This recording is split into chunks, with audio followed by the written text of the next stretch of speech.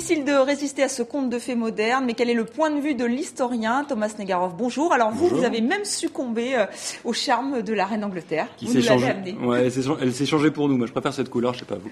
Non, mais vous, en tant qu'historien, ça vous intéresse, ce type de mariage? Ah, ça vous étonne? Ça m'intéresse, ça me passionne. Alors, évidemment, pas le mariage en tant que tel, qui fera, à mon avis, dans les livres d'histoire, dans 50 ans, une ligne. On saura qu'ils se sont mariés ce jour-là. En revanche, ce qui est intéressant pour l'historien, c'est de savoir pourquoi un tel enthousiasme, pourquoi on ouvre le journal là-dessus alors qu'il y a d'autres événements dans le monde, pourquoi le monde entier regarde cet événement. C'est ça ce que l'historien d'aujourd'hui et de demain, je crois, est davantage intéressé par ça. Pardon. Oui, et pourtant la monarchie britannique notamment nous a habitués à de tels genres d'événements, puis surtout avec un faste, un protocole, on suit ça souvent avec beaucoup d'attention. Oui, c'est un peu comme dans la boxe, le match du siècle, là c'est le mariage du siècle, on en a eu quelques-uns effectivement.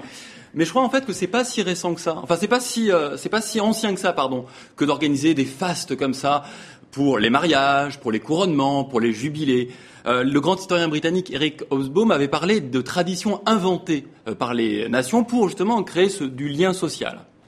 Et justement, par exemple, Victoria, qu'on vient de voir sur l'image, quand elle se fait couronner en 1838, ça se fait vraiment à l'abri des regards. Ce qui compte à l'époque pour la monarchie, c'est de vraiment pérenniser la monarchie dans le temps, pas de rendre ça populaire. Donc là, c'était pas encore important. Alors pourquoi ça l'est devenu? Alors c'était important, mais c'était pas encore populaire. Oui. Ça le devient en fait en 1877, précisément lors d'un jubilé de la même Victoria, qui est restée très longtemps à la tête, quand elle prend le titre d'impératrice des Indes.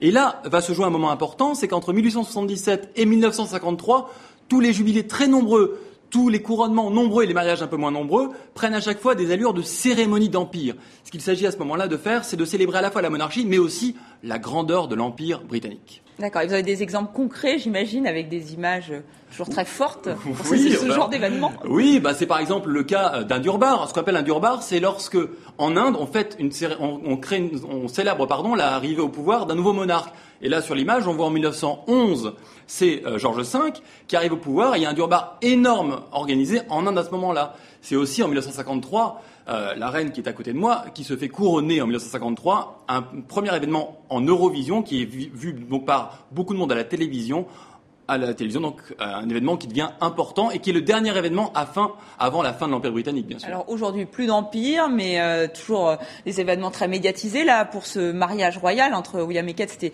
2 milliards de téléspectateurs. Oui. Alors comment vous l'expliquez? C'est pour maintenir la monarchie populaire, là? Oui, alors il y a plein de choses. C'est une forme de pipolisation, pardon. Il y aura bientôt le mariage du prince régnier. Ça sera la même chose à Monaco. On l'a vu en Espagne il n'y a pas longtemps. C'est toujours un peu des événements comme ça, très glamour et très people. Mais il y a, je crois, autre chose. Oui, le prince Albert, vous voulez dire, avec Charline. Oui, prince Albert, j'ai dit. Son père. D'accord, pardon. Mais ça avait aussi été un événement très médiatique. Bien sûr. Et il y a également, mais une rencontre entre une nécessité et un besoin. La nécessité, c'est aujourd'hui la monarchie britannique dans un monde moderne, qui a bougé, doit faire du faste, doit faire du rituel pour ne pas être banalisé. Et puis il y a un besoin, on l'a vu tous les drapeaux, je crois que la population britannique a besoin, dans un monde qui se mondialise, où les identités se troublent, de se retrouver autour d'un événement fédérateur. Donc cette rencontre du besoin et de la nécessité explique pourquoi aujourd'hui encore cet événement a fait une actualité extraordinaire, notamment dans ce pays.